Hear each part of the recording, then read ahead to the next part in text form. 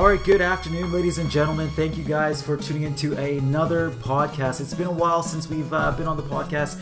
We were in super crazy crunch time development in the last one, so we decided to postpone this one to bring on a special guest today. So we're super excited about this show, and you guys have a lot to tune in for today. Today, the topics are going to be providing a little bit more game info on the platform coming out. As we said, June 30th, we're super excited for that. So a lot of dev updates. We will be releasing a little snapshot of the game after this podcast, so tune in for that and where to find that as well. And our special guest today is Nico, our designer on the TAP project. So let's go. And again, guys, it's myself, Hanif Knight, Hugh as well here. Hugh, how you doing? Oh, not too bad, not too bad. As you said, it's been a bit since we've done it because we've just been in crunch mode. But it's always good to get out and start chatting again and just let the community know what we're up to. It's super awesome, and this is we've actually had quite a bit of fun doing these podcasts, and it's a little bit different than releasing a blog or releasing a newsletter, where we actually just get to talk. You guys get to ask some questions, and we get to kind of go through the jam of discussing, and whether it's internally, externally, or things about the project. So again, guys, this is not any sort of financial advice or teaching advice or legal advice or anything like that. We're just a pair of guys talking and talking with the team and talking about the TAP project and how we're going to revolutionize the gaming industry. So Hugh, hit us up with some gaming updates. Gaming updates. All right, some development stuff. So we're deep in the trenches in development at this stage. We've got everything on the go. We've got all the contracts are completed. They're in testing right now. So that's super awesome. We've got the front end being developed. We've got the API, the SDK, the back end being developed. And next week is a really good milestone, a really exciting milestone for us because we're going to start to put together the three different worlds. We're putting the front end, the back end, and the smart contracts together. And so we're piecing it at this stage, and it's super excited. There is going to be, with integrating any type of environment, there's always some, hesitation and, okay, will it all come together as we plan? But that's the good part, right? You figure out the bugs early, you figure out what works, what doesn't work, and then you continue. And it's just like we said in the previous podcast, it's like Legos. We've got all the pieces, and now we're starting to piece them together to build that Lego castle. Masterpiece. Yeah. The Death Star. The Death Star. Awesome. And it's super cool. We had a discussion with Fuego as well, and kind of we're integrating some of the pieces that we would have thought in Q4, is that correct, into the launch a little bit here? Yeah, we've mentioned it before.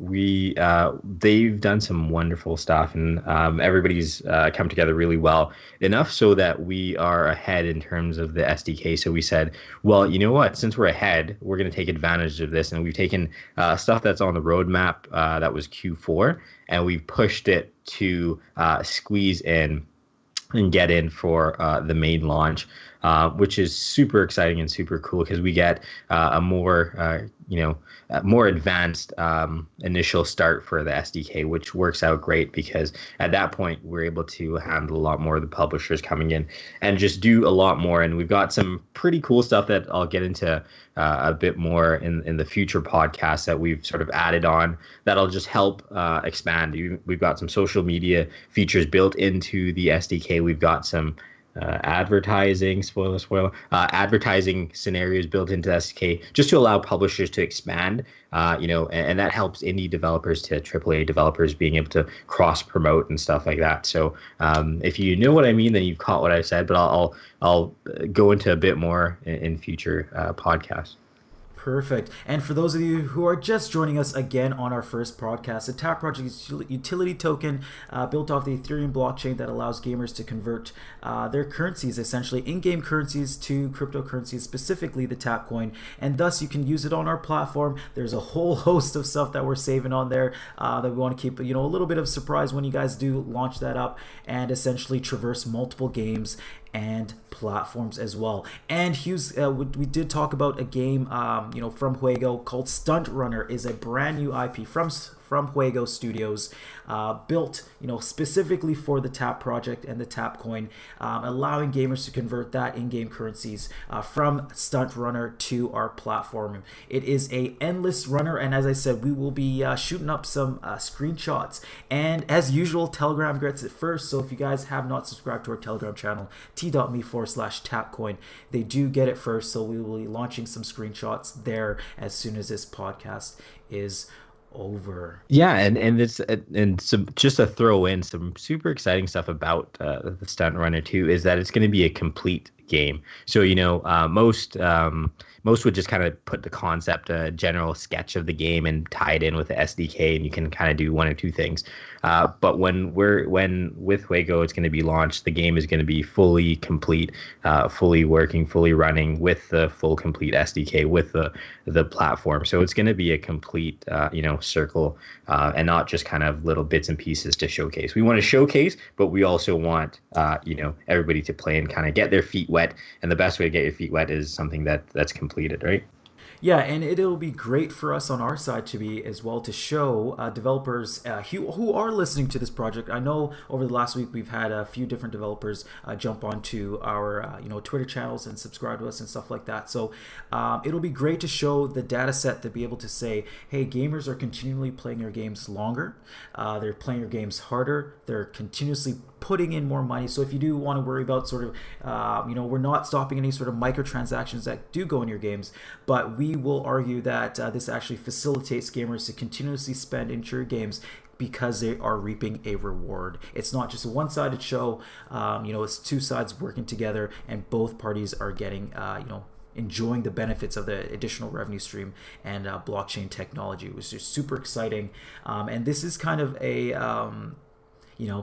when we were talking to Juego, they said they do totally understand the impact of this project on the gaming industry, and that is huge. If you think about it, we are actually making some huge strides and making a very big splash in the gaming industry, allowing gamers to convert their points and scores to cryptocurrencies and blockchain, and including that blockchain, allowing different technologies to advance the gaming industry, which is kind of getting a little bit stagnant with certain features and genres that we're seeing and certain methods for revenue streams. So we want to just loosen that up, be super creative, and I feel that this is a great, as I said, big splash for our project here. Yeah, and I think that's a good segue. Speaking of splash and creative, to tap Nico in and sort of intro him in and get some thoughts, some voice, some words from him too. So.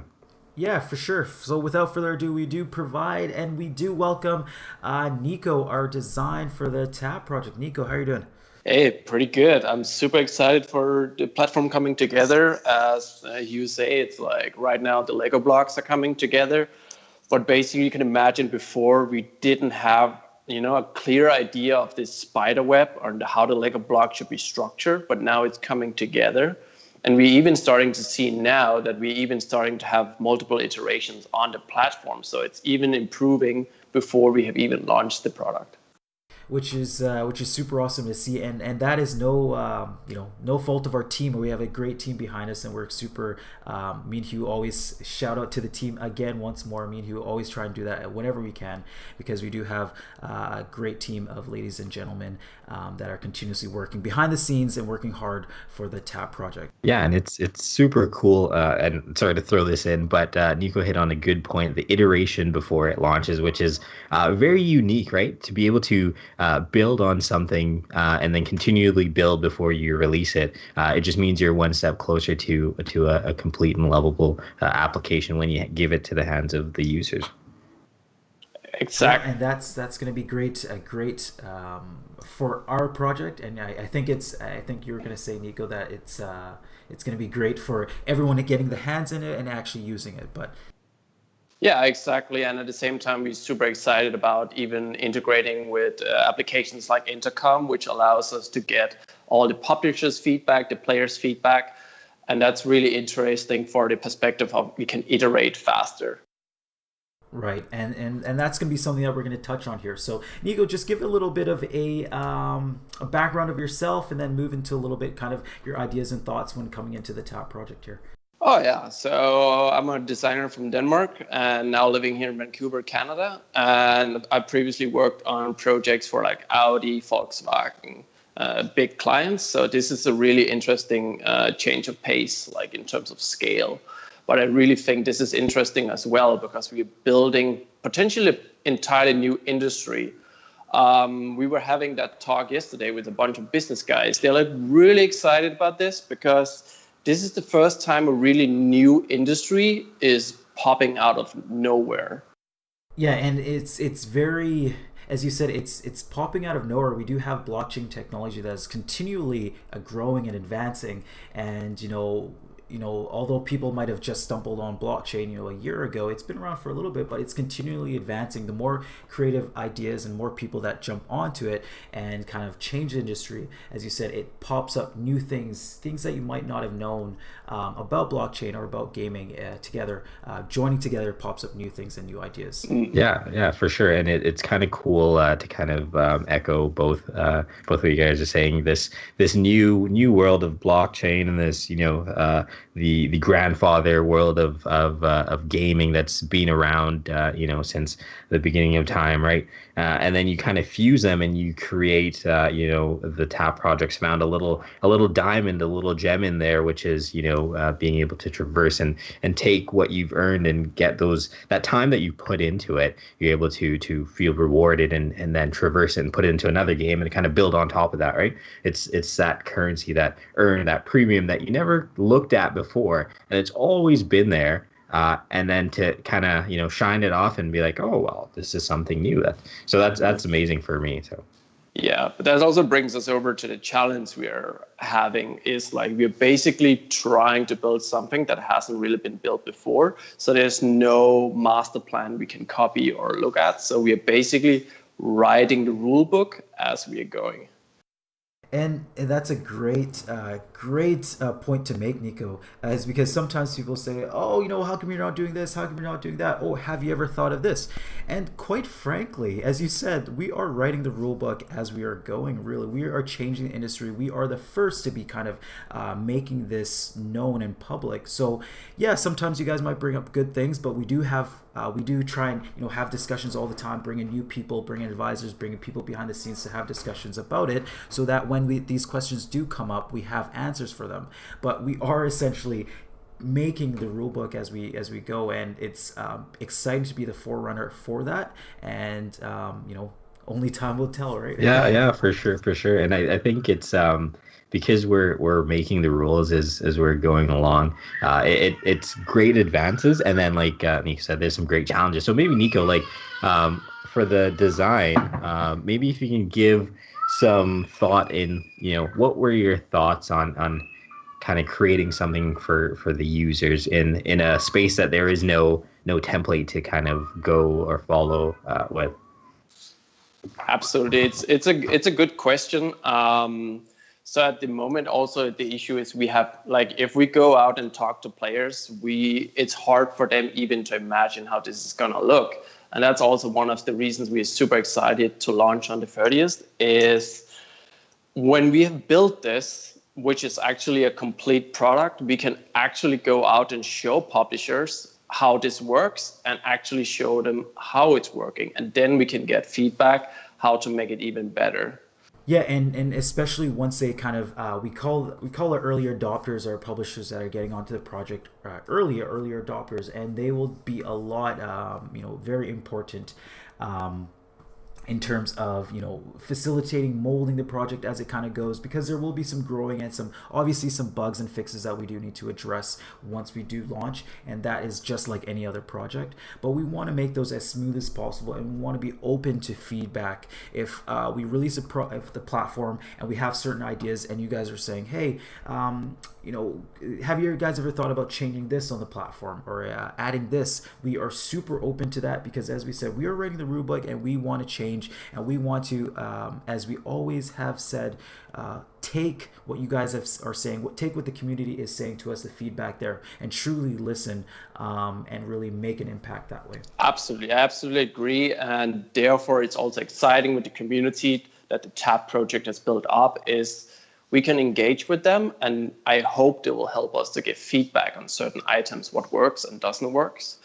And we'll probably start engaging even more in our Telegram stream and have you, the players, give us input what you would like. Right, and that kind of bumps up into another, maybe a little hidden gem that I'm going to just kind of release right now. Good time for that, but as you said, we are going to be looking at creating another group, creating another community for the TAP project on Discord. And that is going to be extremely exciting because Discord is used. I was using it last night, actually. It's used quite heavily in the gaming industry, especially for gamers, putting in groups together, LFGs, or running platforms, or running anything revolving around gaming. It does have some sections outside of that, but it's really heavily used amongst gamers. And what we want to do is a thought about bringing a Discord channel to facilitate those strictly wanting gaming info about the project or gaming help, gaming advisories, kind of a little bit of a sub community outside of the Telegram, where we would kind of separate the Telegram to say, okay, these might be business case, token case, crypto case, and the platform would be strictly about the games on the platform, any sort of support that would be required, a little bit of set of community as we kind of launch out and reach specific gamers. Because yes, it will be true that as we launch,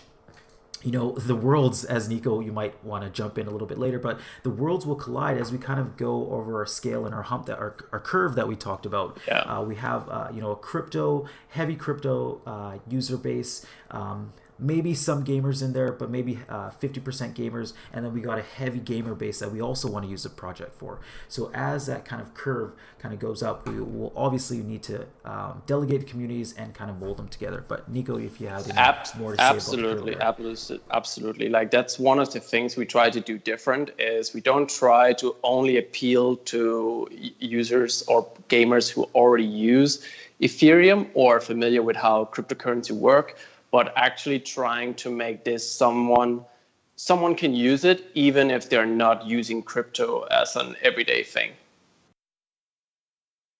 Yeah, and that's going to be super important because obviously the crypto community is going to be our big community as well, but as well a gaming community. If we do integrate into some games that have a wide base, people that aren't familiar with crypto, we'll definitely see some leakage into the project. Oh yeah, there. And that brings us to a really exciting point we have been working on. So one challenge we're having really with the project is we really need to prioritize all the time. So originally, we're not planning to launch with a mobile view of the platform, but we are actually making players able to see their wallet on their phone. And if you then go on the platform and add the website to your home screen of your device, you can actually open the entire platform and your wallet, your TAP wallet, as it was an app. So that's really exciting, meaning you can on the fly check how many TAP coins you have and if your transaction has happened. And that's super cool to be able to, obviously that would ease the liquidity of playing a game, converting right in the spot of the game, pausing it for a second or two, and then getting back right into the game. We don't want to hinder any of that, or even just waiting until obviously completed the game or completing levels or whatnot. But that just adds for ease and accessibility for people using the project and the TAP coin. Yeah, 100%. It's fusing worlds all over the place, right? We're fusing the gaming world, the crypto world, mobile. We're trying to make sure that wherever you are, you have access to pieces of it, and when you have access to pieces of it, you get a better experience. And at the same time, we keep coming back to the question of that iterations are really gold. So we are actually coming out now with a second revision of the web page, where we have tried to make it even more clear what the TAP project is. And we have an illustrator on board making some really beautiful illustrations for the entire project. Yeah, he's been working hard and making illustrations, and I've been watching him work, and it's been great. And seeing the drawings, as again, shout out to our team and our illustrator there for putting in the hard work for that. And it's just really to help focus the direction. You know, when we're obviously talking to people that might not understand blockchain or a little bit confused about crypto, we really want to make it as simple as possible and really ease in and say, hey, this is nothing that you have to fear. This is something that actually benefit the gaming industry and your gaming project as well. Oh yeah, and at the same time, it's a symbol of an effort that we are starting to really find what is the brand voice of the TAP project. Like, what is the TAP color? What is the TAP brand? And making that very clear. Right, and I know you had a lot to do with that. So why don't you touch on that in terms of the brand and the TAP project, and kind of we did release our new logos and stuff like that. Just maybe a little quick touch, if you like. Oh yeah, we can try to condense it very down. I know we did spend weeks, months even discussing that in particular. But yeah, just a little bit of snippet just to kind of get people in your brain, because sometimes, there might be a lot going on, but just a little bit snippet there.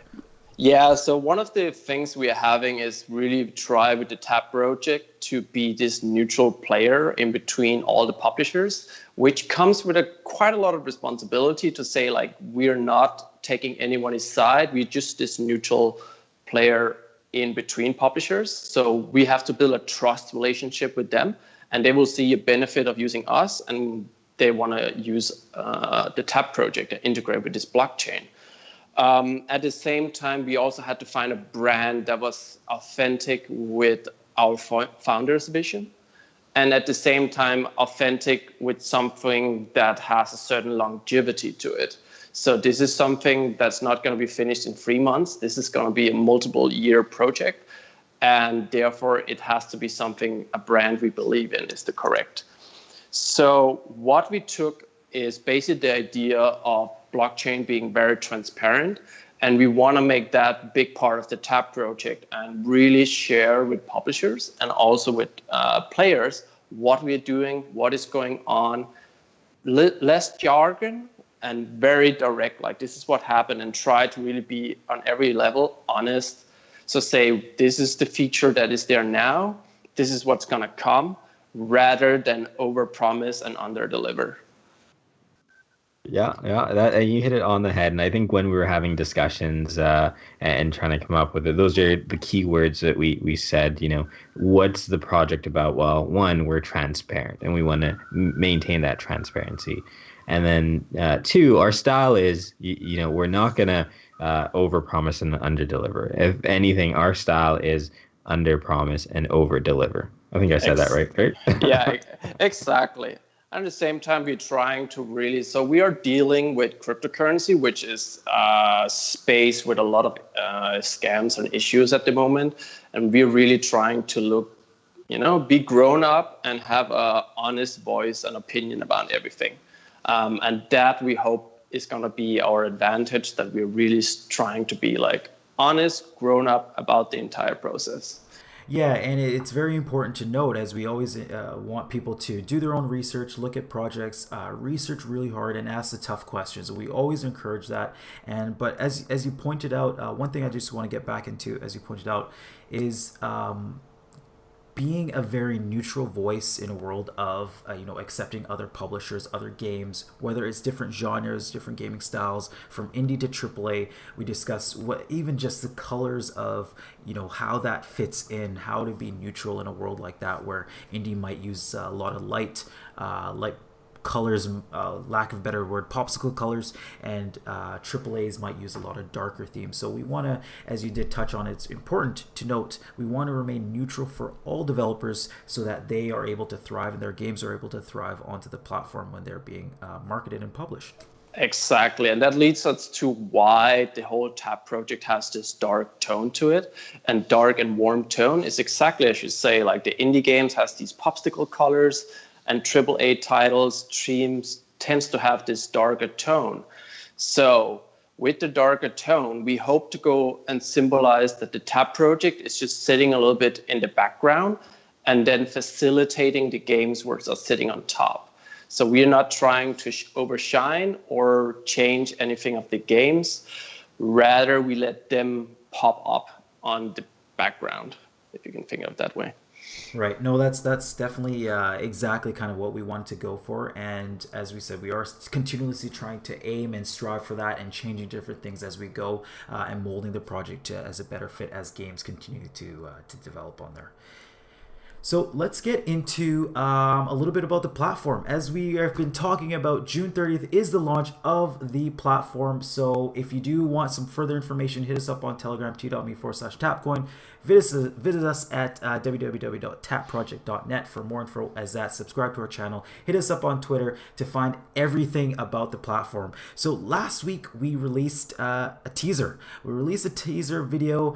I pumped myself up out of the video, just watching more and more every day. But it's exciting, and we did have some questions about that. But for whoever wants to start, Hugh or Nico, a little bit about the platform, anything that we saw during the video that we can discuss, any sort of pieces, conversion mechanism, any sort of thought into that, would be I'm sure everyone will be super excited to hear that. I'll let Nico go. I actually have a question for Nico that I think if you watch a teaser like I did a bunch of times, because although I've seen all the pieces come together, I was still like, oh, it looks so crazy. Maybe like the simplicity of it, like what was the thought? Because and we've fortunately been able to see all the pieces and seen all the design and see it come together. And when the community sees it, maybe if we talk about the simplicity of it now, it sort of lays the groundwork for when they get their hands on it and the expectation. So maybe, Nico, could you kind of tell us what the thinking was behind keeping it simple and so forth? Absolutely. So in terms of the simplicity, their base idea is still all the way going back to that the TAP project is almost more like it's like really like a facilitator of this new blockchain change that's going to come. And we don't want to overshine the games. Like the games are the popsicles on the platform, and they should really shine. So, and games have beautiful images, beautiful colors. And you can imagine if we let the background be simple and we let a game on top, it's really the game that shines. And that's our mission, to make the game shine, not us. Yeah, exactly. And I think that's one of the things, when the piece, like when we were seeing the images and being coded, I was just like, wow. And I had to, kind of do a silent clap, because I was just like, that is something that I would like to look at and play and interact with. And I know for myself, if I don't want to play and interact with something, then I wouldn't expect anybody else to. But if I want to get my hands on it, then I know, there are others out there that would feel the same way. Exactly. And at the same time, it brings us into how we have actually decided to develop the platform. So everything is based on Lego blocks. And that's really exciting, because that means in 2 months, if we change something, it spreads across the platform in one go. And at the same time, it's really easy when we want to build future functionalities. We can easily do that, as we already have the building blocks. Right, and the building blocks in terms of the foundation, the roots that we discussed, we do want to release, and what we, in one of the last podcasts, from the wording from MVP to simple, lovable concept, creating that foundation to be able to build on it is great, because as we said, blockchain technology is continuing to advance. So we do want to leave room there for good advancements in Ethereum on the platform or in the blockchain space, to be able to iterate those, add those functionalities as well if they work for the project. Yeah, but that also brings us back to the simplicity again. Like, what we're really doing now is trying to make not a half-baked product, but it is going to work on the 30th. You're going to be able to use it as intended. It's not the finished, might not be the finished iterations, but the base is there. You can use it, and then we can keep improving on it. Yeah, 100%. And I think the thing for everybody to kind of keep note is it's there, in product development, there is no end to a product, right? There shouldn't be, at least. It shouldn't just be, here's a product and it's over, I'll see you later. You should be building that core like we're doing, giving them that piece that'll work and keeping it simple, and then iterate on it and improve it, right? And a 1% iteration, every week or every 2 weeks or whatever the case may be, it's compound interest. At the end of the day, if you keep building on that, even if it's just 1%, it just gets better and better and better. And it's 1% better than it was the day before or the week before. And that's the prime goal for it, right? Release, Absolutely. iterate. Absolutely.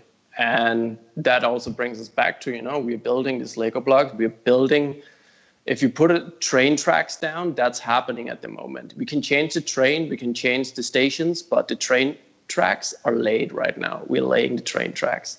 Oh, I love that. More analogies with Nico. Hey. But if you think about it right now, we're building entire player side. We're also building a dashboard and everything for the publishers. And before now, we actually had no idea how that was going to look or going to work. And we are actually figuring that out now. And as soon as we have that base grid spiderweb, it's easier to build on. Right, and it's building that connection pieces, right, to be able to say, oh, okay, you go from here to there to this next train stop, and then boom, you might have a little bit of a rail. To further go on your idea, hey, you might stop the train tracks there, but it's always going to be able to be built on at some point in time. The train might divert to a different station, but you continue to have that line accessible to continue onto that path if it so chooses, right? And that's going to be the help from the community and from the developers. When we do say the feedback is going to be very important and the data that we get from this is going to be very important, we do mean it. It's going to help to create and mold the TAP project. The foundation is going to be rigid and it's going to be what we intended it to be, but kind of the base outside of it and how the house is being structured is going to be really community driven and publishment driven as well. Absolutely. Perfect. So just before we end to the TAP project, I just do want to get back to some of the questions that we did. We got a list of questions that I said I did want to fit into the podcast. So we will get back to those. But first, Nico, if there's anything that you do have to further to say about the platform or any sort of design concepts or anything like that. Oh, I think everything will be. Let's save a little bit of excitement. Yeah. Save some for the next time we have you on, right? Yeah, exactly. We'll definitely do that. And again, we will be putting on some more special guests, as we might call them, different members of the team to get their voice out there, to see a little bit of what they've done in terms of the project. As I said, there are some great ladies and gentlemen behind the scenes that are working hard, and we do want to capture that and be able to bring them out. And some people outside externally as well. There's one person that who we're talking about, and we'll hook up with you in terms of our special guests and podcasts in the future. Yeah, he listens, so I know he's listening. So give us those dates when we can get you on and release you to the community, because I know they've got some questions, and for us it's an interesting area too, and it's more on the business side of things, which is always good and interesting, right? Because you don't really see most projects kind of keep that hidden and so forth. You don't really see that side, but we want to kind of open it up and allow others to ask questions. But give me some dates. I know you're listening, so give me some dates. You'll probably get an email pretty shortly after this, I presume, mate. Yeah. Perfect. So to just finish off here, we just want to answer some questions that came up in the Telegram group. So I'm just going to read it off there. As I said, I did want to address those. So real quickly, one of the questions was the IGDA partnership with the International Gaming Developers Association. What was that for? Was it for some sort of awareness? And just to quickly touch on that, the IGDA is definitely for awareness for the project, but at the same time, we've built in there a membership bonus. So there are members and whether it's indie developers, AAA developers alike, that partner with the IGDA or are members of them. And what happens is they receive an actual bonus for joining on the platform through IGDA, being an IGDA member. So developers out there listening, if you are a IGDA member, go to the IGDA website and there will be a section there for the Tap project, and you'll be able to see the additional bonus you'll receive by subscribing or publishing on the platform as a member, which is big for us. It definitely exposes the project to a whole host of developers and indie developers and creators alike that will essentially continue to boost up the platform in ways that we won't see. And we do want to make it a major incentive for users and members of the community there. Oh yeah, 100%. Like, when you think about it, IGDA is, where the indie developers, where the AAA developers, where the in-between developers, all of the developers, come there and they have a membership. So to get in the same room and they have, different opportunities to talk, and to be in that same room with all of the target market is exactly where we want to be, right? We're in the same room with them. We're not outside looking in through the window. We're in the same room. We have access to them. We're able to talk and say, hey, this, and we're giving them opportunities, and there's opportunities. So it just makes perfect sense. Right. And to be specific, it actually boosts your number from our five-tier transactional revenue model as seen in our white paper. It actually boosts you to tier number 2. So we do want to make sure that this partnership with IGDA is something that is long-standing, and we do definitely believe in that, which is why we've created that incentive there. And just to touch on another question that came up, it's kind of statement a little bit, but yes, just to confirm that they use an example of any sort of game coin and currency to tap coin and then to game coin, as does it act kind of like a reserve currency? Essentially the tap coin allows gamers to be able to convert into a tap coin from any game, whether it's earned premium, and then into another game doing that. So obviously, if gamers just play one game, and some people just play one game and they're good at that game, what you'll be able to do is just continue that cyclical cycle. So you'll be able to export your in-game premium currencies that might be stuck in that game, export them into tap coins, use them onto the platform, gain whatever you want from the platform, any other sources, and then put it back into that same game that you do love and play with increased options and bonuses for you as well. So it doesn't just traverse to another game, it can traverse right back into the same game for those that do only play single games. But that's kind of how it works. So you're kind of correct in that as well. And then another question, is there somewhere that we can trade other game currencies, or does it act kind of like a peer-to-peer system?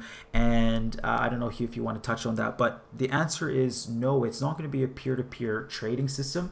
It acts and uses the reserve system and reserve percentages that we've provided for each developer. So I don't know, Hugh, if you want to touch on that quickly, or no, I think you answered it. I'm sort of chomping at the bits to answer the next question down, which is just the question to access a big pool. Wouldn't it be stealing income from other games? And we get that question quite a lot. So I'll sit tight until we're ready for that one.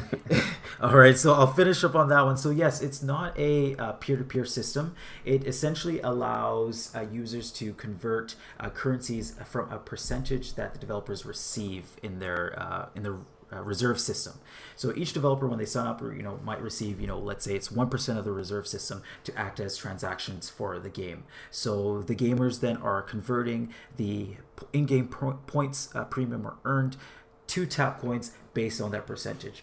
Obviously, there's a percentage of that transaction that goes back to the reserve to help facilitate that, because we do always say this is a self-running organism that we do want to create to allow gamers to continuously play without, any sort of meddling, or, blockchain is all about decentralization or anything like that, right? So we do want to focus on that as well to add that in there. So there is not a system where, because one of the questions that came up was, hey, if I have, let's say I'm playing Hello Kitty game, I have 10 Hello Kitty points. Does someone have to buy my 10 Hello Kitty points? Who would want to buy my 10 Hello Kitty points? And the answer is no. It's essentially built into the reserve system to allow that transactional method to occur. And Hugh, will get right onto the question that you're chomping at, and you can go ahead and answer that one there. Yeah, so and I'll get you to kind of pipe in after and give some thought. but you're not stealing income from the other games.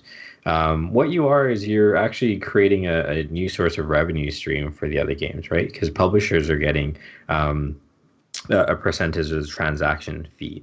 Now, if your game wasn't getting exposure and it's now tied in to the Tap platform, that opens up another world. Right now, you've got these gamers slash crypto enthusiasts who might not have looked at your game before, but now they're looking at your game. And it increases the longevity of the game, because most time when you think about it, so I've given like probably 3 points already. When you think about it, after you finish a game and you've done all you need to do, then you're done, right? You just go on to the next game and then you never look back at the game. But you just imagine you've still, your skills that you've acquired to advance in that game are still there. And your points are still there and they're essentially stuck, right? So you want to be able to utilize that. You want to be able to take advantage of the skill. And if you're good at the game, you'll continue to play the game knowing that you can take points, convert it to Tap coins, and then put that into another game. Now we do have import and export limits so that you're not quote unquote stealing or just ravishing one game to feed another. But you have this collaboration, right? If I'm good in game A and I just started out in game B and they both support the Tap coin, then I will play game A, which, I might be done, but I'm not actually done. I'll play game A, take a little bit out, put it into game B, and that gives me a little bit of a boost while I'm trying to increase my skills, right? So you're just being able to shift. And so over the long run, for publishers, you're able to maintain that user base that might have said, okay, I'm done with this game, there's nothing here for me, on to the next. And you're keeping them for maybe it's an additional 3 months, but it's 3 months that you wouldn't have been able to keep them. And the 3 months that maybe the microtransaction piece is now completed because there's nothing for them to purchase, you're still making revenue from that game while you A, build another game, or B, maybe build a sequel to the game, right? So, and that's my thoughts. What are your thoughts, Hannah? Yeah, and I think there's a couple different ways to look at it, and a couple different ways that gamers will be using this and that developers will be benefiting from. So we can discuss very quickly that there would be different styles of playing and different styles of using the Tap coin. Whether a gamer starts a game and then converts in the middle of the game, halfway through the game, or at the end, is all going to be different. So what we might find is some users, encourage microtransactions in a game to get their user up to end game content level because they really love that game and continually convert out of that game, play the game, convert microtransactions, play the game, convert. Microtransactions, play the game, convert. So for as a developer who's saying, we might lose out on microtransactions, that actually is facilitating the user to go to that end game faster, continue to play that game harder to get to the end game so that they can earn more Tap or convert more Tap, but using the facilitation of microtransactions there. And what we will see is actually, as you said it, you hit the nail right on the head there, is we have to be honest, we have to be transparent to the fact that gamers do stop playing games after a certain amount of time. Endgame content is a real thing, and endgame developers continually try and make sure that the endgame content is good, is continuing to update, whether it's through DLC or updates or fixes or bugs or whatever it might be. But once a gamer reaches an endgame content point, there has to be a decision that's made. Is this gamer going to continue to play because they obviously have to see some sort of reward, or are they going to move to another game? We are actually facilitating both users that change games and that continue to play endgame content. If your game is integrated with the Tap coin and that user has reached endgame content and they like your game, they will continue to play because they can reap the rewards of playing, converting it to Tap coins. Your microtransactions stay the same, continue to facilitate the circle there. If they've reached the end game content and they, decide, hey, this game's not for me, there's not much, to facilitate there. I have loads of points and currencies in games that I've reached end game content with, and I've just stopped playing. You do reach that level, and depending on the game, we want to be able to facilitate those gamers as well and those publishers to say, hey, okay, I'm finished in-game content here. I'll take a little bit of the in-game currency that's stored there and boost my score into another game as I just start getting into a game.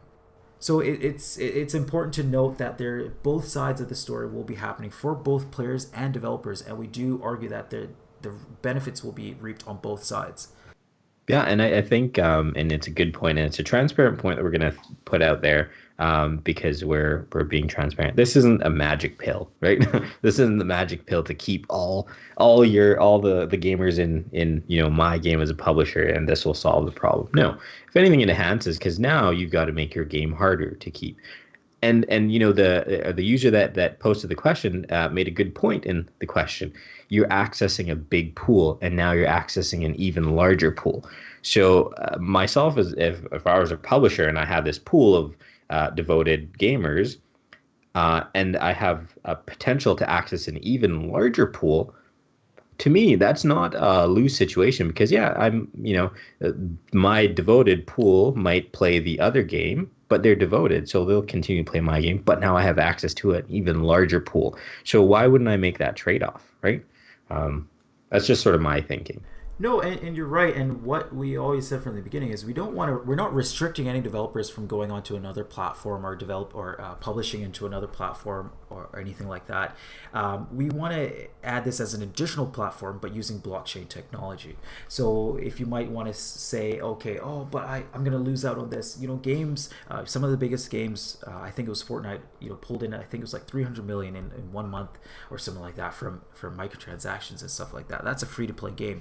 We're not restricting any of those. We're actually just allowing a new, as Nico talked about earlier, a new rules written for blockchain games and blockchain technology and integration between them both.